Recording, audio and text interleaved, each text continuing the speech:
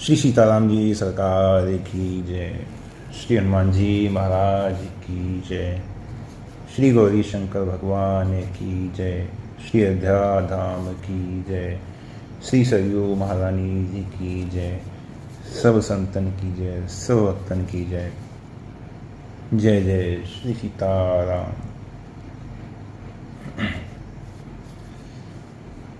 पिछली कथा में हम सभी ने सुना था कि श्री गोस्वामी जी नाभा जी के द्वारा जो भंडारे का आयोजन किया जाता है वहाँ जाते हैं और वहाँ नाभा जी के द्वारा उन्हें भक्तमाल के सुमेरु के पद पर विराजित किया जाता है।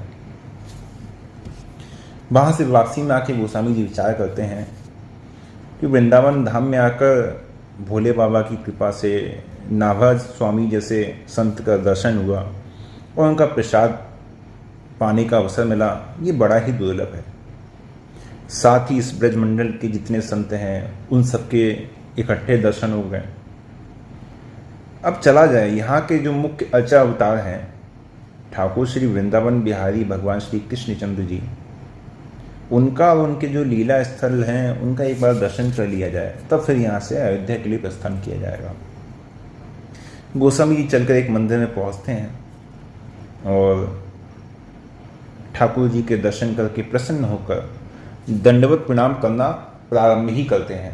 अर्थात झुकने के लिए जैसे ही होते हैं तो एक ब्रजवासी जो वहाँ पुजारी थे परशुराम पंडित जी,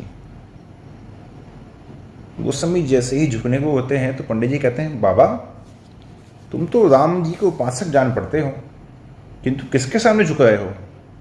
गोस्वामी जी आधे झुक ही पाते हैं कि फिर सीधे खड़े हो जाते हैं। कहते हैं, क्यों भाई, मुझसे कुछ गलत काम हो गया है क्या? तो परशुराम पुजारी कहते हैं, अपने अपने इष्ट को नमन करे सब कोई, परशुराम निज इष्ट बिन नव से निगुरा हुई। तो गोस्वामी जी कहते हैं, भैया मैं तो अपना इष्ट समझ कर ही आया हूँ और नमन भी अपना इष्ट समझ कर ही कर रहा हूँ। पुजारी जी कहते हैं, नहीं नहीं, ये सब ऊपर ऊपर की कहने मात्र की बातें हैं। हम जानते हैं आपके इष्ट राम जी हैं और ये हैं वृंदावन बिहारी श्री कृष्णचंद्र भगवान। तो गोस्वामी जी कहते हैं, अच्छा भाई, मेरे मन मस्तिष्क में तो श्री राम कृष्ण अवतार स्वरूप में कोई भेद है नहीं। यदि भेद दृष्टि होती तो मैं वृंदावन धाम में आता ही क्यों? लेकिन जब इस पुजारी ने बात छेड़ ही दी है तो हे नाथ, चाहे इसके हृदय के अज्ञान बोल गया हो या फिर आपकी कोई विशिष्ट लीला की प्रेरणा हो रही हो, अब तो मैं भी अड़ ही जाऊंगा। अब तो आपको श्री राम रूप में प्रकट होकर अपना अभेद्य होना सिद्ध करना ही पड़ेगा। कहूं कहाँ छवि आज की, भले बने हो नाथ, तुलसी मस्तक तब न बह, जब धनुष बाण लो हाथ। तब तक आज मैं आपको फिर प्रणाम नहीं करूंगा। सुनी ठाकुर तुलसी के बचना, पलटे तुरंत बेस की रचना। मुरली लकुट दुराय के धनुष बाण लिए हाथ, अपने जन के कारण ने कृष्ण भय रघुनाथ। लखी तुलसी को ही हुलसायो, परशुराम प्रति वचन सुनायो। गोस्वामी जी ठाकुर जी को देख के बड़े प्रसन्न होते हैं। जय हो मेरे दीनदयाल प्रभु, आपकी जय हो। कहिए पुजारी जी, अब आपके सिंहासन पर किसके दर्शन हो रहे हैं? मेरे प्रभु श्री राम हैं अथवा आपके प्रभु श्री कृष्ण हैं? खूब अच्छी तरह देखिए और बताइए, कित मुरली कित चंद्रिका, कित गोपिन के साथ, तुलसी निज जन कारण नाथ भय रघुनाथ। पुजारी जी बड़े आश्चर्यचकित होते हैं। आश्चर्यचकित होकर देखते हुए कुछ लज्जित भी होते हैं। जय हो प्रभु, आपकी लीला अपरंपार है। गोस्वामी जी के चरणों में प्रणाम करते हैं। क्षमा हो भगवान, क्षमा हो, मुझ अज्ञानी जीव का अपराध क्षमा हो। आज आपकी कृपा से मेरी बुद्धि पर जो भेद का जो पर्दा था पड़ा हुआ वो आज हट गया। गोस्वामी जी कहते हैं, देखिए पुजारी जी, जीव के ऊपर ज्ञान और अज्ञान दोनों का जो प्रभाव है पड़ना स्वाभाविक है, लेकिन आपके इन वचनों का सामान्य जन समुदाय पर अच्छा प्रभाव नहीं पड़ेगा। उत्तम कोटि का अनन्य भाव भावित भक्त वो है जो सब में अपने प्रभु की सत्ता का अनुभव करे। उमा जे राम चरण रत, विगत काम मद क्रोध, निज प्रभु मैं देखहि जगत के ही सन करहि विरोध। पुजारी जी कहते हैं, धन्य है गोस्वामी जी महाराज, आपके विषय में मैंने जैसा सुना था उससे भी अधिक अपनी आंखों से मैं प्रत्यक्ष देख रहा हूँ और अनुभव कर रहा हूँ। आज आपके दर्शन और आपके सत्संग से मैं कृतार्थ हो गया। आपकी जय हो। गोस्वामी कुछ देर के पश्चात आगे बढ़ जाते हैं। गोस्वामी जी को एक ब्रजवासी मार्ग में मिलता है, तो कहता है, बाबा मैंने तो ऐसा सुना है कि भगवान श्री राम तो मात्र 12 कला के अवतार हैं और श्री कृष्ण जी 16 कला से अवतार हैं, जो परिपूर्ण अवतार हैं। फिर आप इस परिपूर्ण अवतार श्री कृष्ण भगवान को ही क्यों नहीं बसते? अरे आधे अधूरे में क्या रखा है?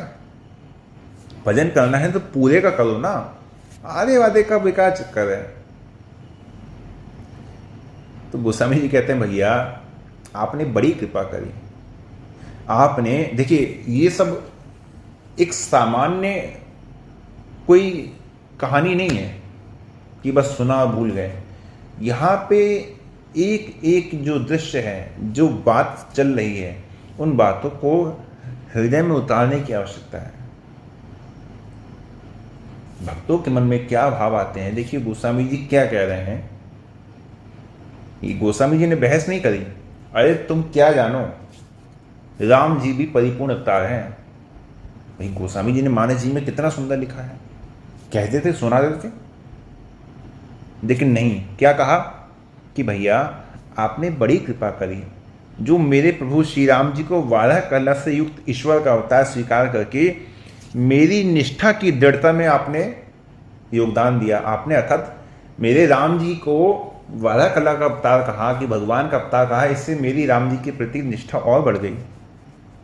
मैं तो उन्हें आदर्श चैत्य का धनी, मर्यादा पुरुषोत्तम, दशरथ नंदन श्री राम जी के रूप में ही समझकर अभी तक निशाला हो रहा था। अभी तक मैं तो उनके इस स्वरूप पर ही बलिहारी जा रहा था। लेकिन चलिए, अब आपके कथन के अनुसार 12 कला के ही सही, कम से कम मेरे राम जी भगवान तो सिद्ध हुए। जो जगदीश तो अति भलो, ये जगदीश हैं तो बड़ी अच्छी बात है, इस जगत के ईश्वर हैं, भगवान हैं। जो महिष तो भाग्य, और यदि महिष हैं, इस धरती के सम्राट हैं, चक्रवर्ती सम्राट हैं, तो भी मेरा बड़ा भाग्य है। तुलसी चाहत जन्म भर, राम चरण अनुराग। मैं तो इस संपूर्ण जीवन में राम जी के चरणों में प्रेम ही चाहता हूं। एक दूसरा ब्रजवासी ने कहा, बाबा मैं एक बार आपके राम जी की अयोध्या में गया तो देखा कि बड़े गरीब लोग सरयू जी के किनारे कोई सत्तू सान के खा रहे हैं और कोई साधारण भूभर में सूखी आटे की जो बाटी सेक के गुजारा कर रहे हैं, कोई सूखे भुने चनों पर ही दिन काट रहे हैं। और यहाँ चल के देखो, वृंदावन बिहारी के दरबार में रबड़ी, मलाई, खुरचन, पेड़े, 56 भोग की भरमार है। बड़े बड़े सेठ, साहूकार, राजे महाराजे भोग लगाने की होड़ लगाए रहते हैं। ऐसे हैं मैं बिहारी जी, और ऐसे हैं आपके राम जी। तो गोस्वामी जी कहते हैं, भैया आपकी बात भी सही है, लेकिन इसका कारण देखो, मेरी समझ में जो आया है वो मैं आपसे कहता हूं। तो कहता है, हाँ बताइए। तो गोस्वामी जी कहते हैं, और पुण्य सम बांट लिए, है ना, और पुण्य सब बांट लिए, तुलसी धनिक नरेश। है ना, कितनी सुंदर बात कही। और पुण्य सब बांट लिए, तुलसी धनिक नरेश। गोस्वामी जी कहते हैं, संसार में जो धनी है, नरेश हैं, है ना, जो राजा हैं, सेठ हैं, साहूकार हैं, उनको सबने बांट लिया। भैया ये सेठ हमारे, इतने सेठ हमारे हो गए, इतने राजा हमारे हो गए, इतने साहूकार हमारे हो गए। और पुण्य सब बांट लिए, तुलसी धनिक नरेश। और राम जी, दीनहीन राखे शरण, रघुकुल कमल दिनेश। एक हमारे रघुनाथ जी हैं, जिन्होंने दीन और हीन को अपनी शरण में रखा हुआ है। यही दरबार दीन को आदर, जाचक सदा सुहाए। उनको तो दीन ही प्यारे हैं। तो ब्रजवासी लोग कहते हैं, धन्य है गोस्वामी जी आपकी जैन है। आपके इष्ट के प्रति निष्ठा और साधुता को धन्यवाद। जय हो। श्री गोस्वामी जी महाराज की जय हो। देखिए गोस्वामी जी ने कितना सुंदर उत्तर दिया, कोई बहस नहीं, कुछ नहीं, कितना सुंदर उत्तर। गोस्वामी जी अपने आसन पे अपने आश्रम में बैठे हुए हैं। चारों कुछ शिष्य लोग हैं, कुछ भक्त हैं, कुछ विद्वान हैं, कुछ संत जन हैं, सब विराजमान हैं। गोस्वामी जी सबको संकेत करके कहते हैं कि भाई रामचंद्र यशवर्णि के भयो चहत अब मौन, तुलसी के मुख दीजिए अब ही तुलसी सोन। मैंने राम जी के यश का वर्णन कर दिया है, लेकिन अब मैं मौन होना चाहता हूं। इस तुलसी के मुख में अब तुलसी दल रखने का समय आ गया है। उतने में ही एक उनका शिष्य उठता है, जो आज्ञा गुरुदेव। तुलसी गंगा जल मुख में देते हैं। गोस्वामी जी श्री सीताराम श्री सीताराम। उससे कहता है गुरुदेव। गोस्वामी जी कहते हैं कहो क्या कहना चाहते हो। तो जो वैष्णव वो कहता है कि इस नगरी के कुछ प्रमुख विद्वान विप्रगण, कुछ संत वृंद, कुछ प्रेमी भक्त सभी आपके दर्शन के लिए पधारे हैं। गोस्वामी जी धीरे से नेत्र खोलते हैं, हर किसी करवट लेके सबकी ओर देख के हाथ जोड़ते हैं, कहते हैं कहिए भगवान क्या आज्ञा है। अब तो इस शरीर की अंतिम घड़ी है, भगवान ने बुलाया है, अब तो कृपा करके चलने की अनुमति दीजिए। और इस सेवक से, इस शरीर से काल कर्म गुण स्वभाव वश जो भी अपराध हुए हैं उनके लिए अब आप सब कृपया मुझे क्षमा कीजिए। उतने में एक वृद्ध ब्राह्मण आते हैं।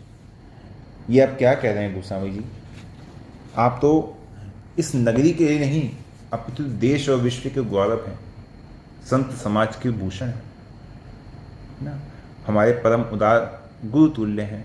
हम लोग तो प्रभु से प्रार्थना करेंगे कि वो आपको श्री काकभुशुंडी जी, लोमस जी, मार्कंडी जी महापुरुषों की तरह ही दिव्य जीवी रखें, ताकि आपकी एक कृपामयी छत्र छाया हम सब पर सदा बनी रहे। एक ब्राह्मण आगे आता है, कहता है गोस्वामी जी अपराध तो आपका हम सब काशी के ब्राह्मणों ने किया, जो एक नहीं अनेक बार आपकी और आपके श्री रामचरितमानस की निंदा लाल दरबार तक में जाके की। आप कृपया हम अपराधी बालकों को क्षमा प्रदान करें।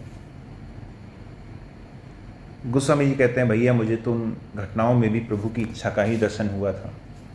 अब रही क्षमादान और परिशुद्धि की बात, तो इस दिशा में संतों और सत्शास्त्रों का कहना है कि अपनी भूल स्वीकार कर लेना, उस पर पश्चाताप करना और भविष्य में उस भूल को दोबारा नहीं करने का संकल्प कर लेना, यही सबसे बड़ा प्रायश्चित है। यदि आप सभी को अपनी भूल का भान हो गया है और पश्चाताप हो रहा है तो आप परम शुद्ध हैं। अब आप लोग मुझे अनुमति प्रदान करें। उतने में वृद्ध पंडित जी कहते हैं कि गुरुदेव साधन साध्य की दिशा में हम लोगों के कल्याण के लिए आपने अपने श्रीमुख से, है ना, आप अपने श्रीमुख से अपना अंतिम उपदेश वो आज सुना दीजिए। जीवन में आपकी बहुत साधना रही, आपकी बहुत भक्ति रही, आपने अनेक ग्रंथों की रचना करी, लेकिन फिर भी आपका कोई अंतिम उपदेश हो जो आप हमें सुनाना चाहते हो तो आप कृपा कीजिए। तुलसीदास जी कहते हैं भैया मैं प्रभु के द्वारा प्रेरित समस्त सद्ग्रंथ, साधन, साधन, निरूपण और अनुभव से पूर्ण जो सिद्धांत हैं, उपदेश हैं, उन सब से भरे हुए हैं।